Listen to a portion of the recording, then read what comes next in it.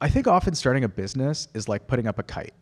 And if there are really powerful winds that you can catch that are already up there, your business is gonna be way easier, right? And those wins are the market. Those wins are like the idea that like people want this thing, or like the world is kind of like ready for it. And I think that's why you see some of the fastest growing businesses are often like, it's not that they were geniuses. Often the same idea might be in the water in many different places. And it's why you see like, whether it's scientific invention or great businesses, like why are there a few of them that have a similar idea that often start around the same time? It's usually because like the world is probably like ready for something, and like you've picked up on that thing, and maybe other people are picking up on the same thing too. All right, folks. Well, let's start maybe teeing up some questions from the audience. I loved your analogy of the kite and sort of like catching the wind. And that's amazing when you catch the wind. And sometimes you catch the wind and you go, and then the wind sort of starts to die. And so currently working at a startup where I'm feeling like the wind's dying a little bit on us. And so I'm curious to hear, you've worked with a lot of startup founders and things. I'm curious to hear the story of like when the wind starts to die, and like what are the ways to start to turn it back so that you either catch the wind or know what to do next. Yeah. I will acknowledge that is probably one of the most challenging situations to be in, and you're not alone. I mean, I would say I get a phone call every week from a company that's probably going out of business because they're in a, and I hope that doesn't happen to you guys, but into a challenging situation. So I don't have a good answer, but I'll tell you about what happened a little bit, Casper. So, we were on a tear path for a while, growing very, very quickly. And then what happened in our category was that it started getting very competitive. I'm sure you imagine this era where like 2017 or 18, people start getting like hundreds of ads for different mattress brands, like Jasper, Lisa, this, that, whatever. Was there one Purple. actually named Jasper? No, I made that up. I was like, my God. But there was one called Ghost Bed. And then they sued us for a trademark violation. I'm like, really? But Yeah, there you go. See? But it started to get very competitive, and then we had to think about actually totally redoing our strategy, because originally we were acquiring all of our customers online, and we thought we could grow for a long time just going online. And we realized was actually it's getting very competitive online.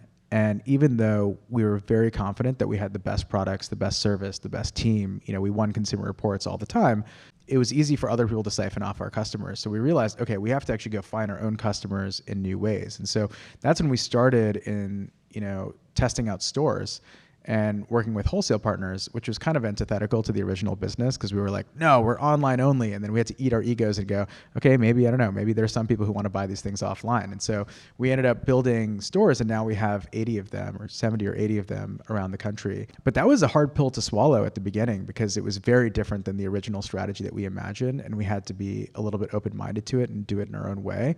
So what I'd say is that like sometimes it's about changing your distribution strategy, right? Can you get in front of people in a very different way? Sometimes it's about being real about the market. Like sometimes I do wonder, like, should all businesses exist forever? I don't know. I think that like we're on this path where like, there's an expectation that things last forever, but I think that history is generally not in the favor of that. There aren't like, how many 100-year-old companies do we still buy products from today? And so I think a lot of it is like, to me, the point is we have to keep reinventing ourselves, and not, like, I don't think that it is a like God-given right to exist as a business. Like customers are giving us their hard-earned cash. And so like we have to figure out how to keep delivering that value for them. And in a world right now where like everybody's hurting a little bit, right? Inflation is getting higher. Things are more expensive. People feel like they have less money. Mortgages are really high. And there's more pressure on people. And so like, I think that's partly what we're feeling as businesses, is that like the same value prop is probably not holding as true anymore, because everything else is harder. And so either their expectations have gone up, or there's more pressure on people. So I think it's just like, it's like we have to find more and more creative strategies, right? Find customers in different places, change the size of your team, reinvent. And sometimes it's hard because it feels like spaghetti. Like I've been in that place where it's like we're throwing 50 things at a wall and hoping that one of them stick. And that is extremely uncomfortable, and it feels like super chaotic. And I think that there's some validity to not trying that. But yeah, it's hard. When do you know when it's time to say, okay, maybe it's time to shutter this business? Well, I think as a founder, what's really hard is that it feels so personal sometimes. You know, you may have worked on something for a long time and it may be connected to your persona and your identity, and your friends work there, and like, you know, it's connected to all this other stuff. And I had closed a company before, and I remember the night before I couldn't sleep because I was like, oh, I'm going to tell my investors tomorrow that we're shutting down, and I lost most of their money, and it sucked. And my biggest lesson from there was actually when I did that, almost everybody, and I was very lucky to have great angel investors, was like, cool, yeah, no worries, like it's all fine, like let us know when you start another company. And I remember I had been so stressed about it for like weeks and weeks, thinking like, this is the end of my life, I will never do anything again. And hopefully if you have good investors, you realize like this is a long-term thing. You will try many other things in your life, and hopefully like you don't need to kill yourself for other people. Like if you really feel like you're not at the, you know, like you're at your wit's end, like, you know, shut it down and try something else. Hey YouTube, thanks for watching. Please do hit like and subscribe, and hit that bell if you want to be notified every time a new episode drops. Thank you.